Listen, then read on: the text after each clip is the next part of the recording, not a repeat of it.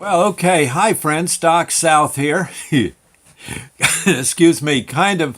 Woo, slept in today. Actually, I think till 6:30 this morning. Oh man, boy, did that feel good. Oh, I was so busy over the weekend. You know what I did? I do this every year. I DJ for a local craft fair in the town of Chester, New Jersey. A lot of fun. I always enjoy it, but boy, it's a workout. Test my vocal cords are yes at the at their limit.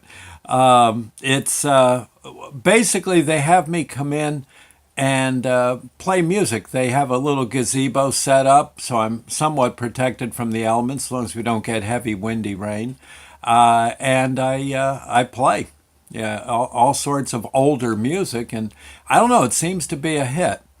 And I was just going to, and I thank these folks. It's the Historic Chester Business Association's craft fair. They do one in spring and one in fall. I get to do the provide the music and I guess entertainment for the spring one. A lot of fun. And as many of you know who might be just seeing this on Facebook, I belong to a group known as the Lost Storytellers, and again, that's a lot of folks, mostly younger, way younger than well, almost everyone's younger than me nowadays. But these folks are working on becoming artists and successful and creative and overcoming the various obstacles you have when you do that kind of thing. And they're going to do fine. Yeah, they'll be fine. The I see a lot of myself in them from when I was their age, and the but in any case, I thought again for anyone, this actually a craft fair is actually a pretty good idea to get involved with. Many of many of you folks have one thing or another you do that is creative. I know my well, and you could, I think, actually have yourself a nice little, at least part-time business from it. I think some of the folks I saw at the craft fair yesterday and Saturday had, do this for a living. But you can also do it, when there's a craft fair nearby. You don't have to necessarily, live in a trailer the whole 365 days out of the year, going from place to place. But it's it's and for anyone who's creative, it's kind of nice just to go for the ideas because there's so many things people do. There's a guy. What he does is he takes old license plates. He gets them evidently. He doesn't get them off of people's cars.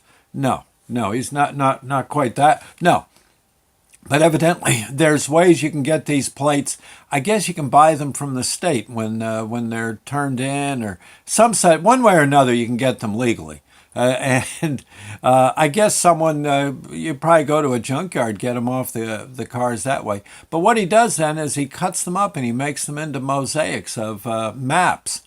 Like in other words, if you're like the United States, he can make this big wall hanging of the United States and like cut Florida out of a Florida license plate, etc. And work your way, Jersey plate cut into the shape of the Garden State. It's kind of cool. And a guy who has maybe a garage full of hot rods would love something like that.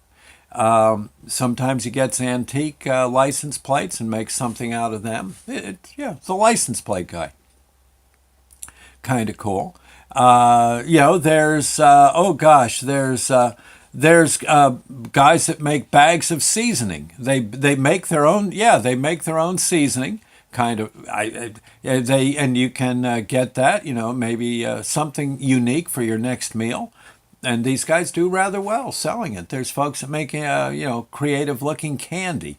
Yeah. And of course, there's folks that make decorated lampshades and stained glass stuff, and you can imagine all the different things. There's one guy that takes furniture, just regular old furniture, and puts inlay on it, and he makes these beautiful designs out of with inlay veneer. A rather hard thing to do. One of my favorites, and this guy's got a great idea and a very good talent for it. you can give him a photo of your home, and he'll make an oil painting of it, or a charcoal rendering, or a watercolor, whatever it is you want. He can do it, and it looks really nice. And the thing is people can send they can send from, he's in Jersey. They can, from California, they can send him a photo with maybe a paint chip or two and some description.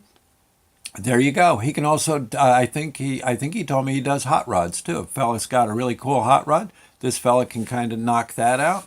And now he's branched out into pets. Your dog or cat can be immortalized, a little portrait.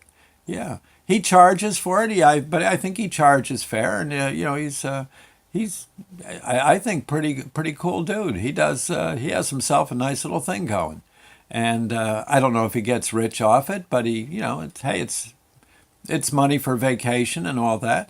You folks might want to, especially with the lost storytellers, you might want to get to your local craft fair and just dig the scene, as I think as we said a million years ago, and see what they got cooking. Maybe you've got something you could, you look at it, you say, wait a minute, I could do this, or I got an idea. This one thing you've been, some little technique you learned, you could maybe turn it into something pretty cool. I know wind chimes and stuff. Oh gosh! And there's one guy he forms copper tubing into these little like fountains that will water your lawn. But they spin, and they look kind of like gyroscopes made out of copper. It's kind of neat. People like them. You see folks running, out with two or three of them. They're going out the gate with them. They paid for them, of course, yeah. And like that. There's a million things you can do, and you might want to look into it. What's the other? And then you know what else? If you can sing, or you play an instrument, or you're like me, being a DJ, you can get there, and you could you could provide entertainment. I was yesterday I DJ'd for 8 hours. And the day before about 6, and I got paid very well. Yeah, it's sure going to be a big help. You might want to consider. And I imagine you might have to pass an audition or some such thing, but you'll be fine. And there you go. And if nothing else, you hand out your cards, and it might lead to more business. It's a thought. Okay. Anyway, I thought I'd say, what else here? Gosh, the only thing I would suggest is when you go to such a place, you want to stay away. Just take my advice. There's a very addictive substance plaguing the craft fairs, the antique shows, and I'm here to tell you it's this stuff here. I don't know. Can you see it? Kettle corn. Yeah. Oh, you got to watch out for that. This stuff. You start eating this stuff, and you just, I tried real hard all weekend, and then finally about 3 o'clock Sunday afternoon, I gotta admit I was weak, and I got this kettle corn just, oh God, it was so good. You just can't stop. There's just something about it, especially when it's hot. Yeah. Oh God, so good. Oh man. Look, this one's like the best one. See, it's burnt. Yeah. Oh yeah. God, and don't feed this to your dogs. No. Next thing you know, you got a dog. You run out of kettle corn. They're running around the house trying to bite you. I want more. Luckily, Millie's asleep right now. Oh God, this stuff's good. They say it's good for you, but I don't think you should eat. I don't think you should eat a bag about this big. It's just, you're going to block yourself up something awful. So take some advice from the old man. Walk around the kettle corn. Don't. They'll give you a free sample, but that's it. One bite, you're hooked. Yeah. Oh, stuff's so good. Anyway, well, look, I think I did about all I need to do. I think when you get to these, I think when you get to these, you may have to go through, like I said, I think they want to see what it is you make. You know, you go through like a board of, I guess, sort of a jury to see if, you know, if your stuff's going to do. I think they try to keep it so not everyone, yes, you know, all the crowd comes in and everyone's selling stained glass lamps. Yeah, they want to do what they can, keep it diverse. And funny, they let the kettle corn guy in, and I, well, oh God, I don't know what I'm going to do when I run out. I'm going to have to break into the county fair, I guess, and get another bag. Actually, it's more like a pickup truckload of the stuff. I don't think it goes bad. Oh God, it's so good. Anyway, kettle corn. But again, I think actually if you had something really cool you make to eat, I noticed like they had sorbets that were very colorful. Sorbets, yeah, like ices, like yeah. And I think someone had some ice pops that looked rather neat. You know, so there's you know your imagination, which you folks have, it can be put to good use at a craft fair. And another thing, oh oh heck, I was going to go get it. Well, it's too late now, but no, my wife Sandy sells at flea markets. You know, she goes to garage sales and auctions and stuff. You might want to consider that. You can find some pretty neat stuff. You know, broken pieces of ironwork and such, and stuff that wouldn't, you know, stuff that just has a nice design to it. You can turn that into sculptures, and sell it. Or there's people that collect the stuff. You know, you might find something that's actually, you know, like she found an old girder. Someone had cut into 1 foot sections, you know, for building a building. Yeah, like an I-beam. Turned that. She cleaned it up real good. And now I think she sold it recently to a guy who just needed it to do leather work or some such thing. You know, he said it was going to be great on his workbench. Don't drop it on your toe. It's about 50 pounds. But you see what I'm saying?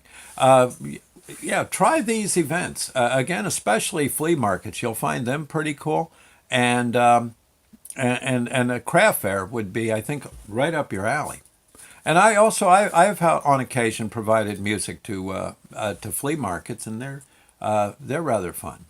Anyway, so I thought I'd say, okay. Oh, another thing, just real quick. I didn't even think of this, but I mean, I took my books to sell. But you know, I probably could have made CDs or DVDs of my shows. Not well, not so much my music shows, but the shows where I get on and talk and tell stories. I think people would have liked that. And yeah, I don't know what I could have asked for them, but it would have been easily enough to do. I think you can get a machine that actually reproduces them for you, you know, once you've got the master. So there's a thought too. And you could sit there and tell stories at your booth. And there you are.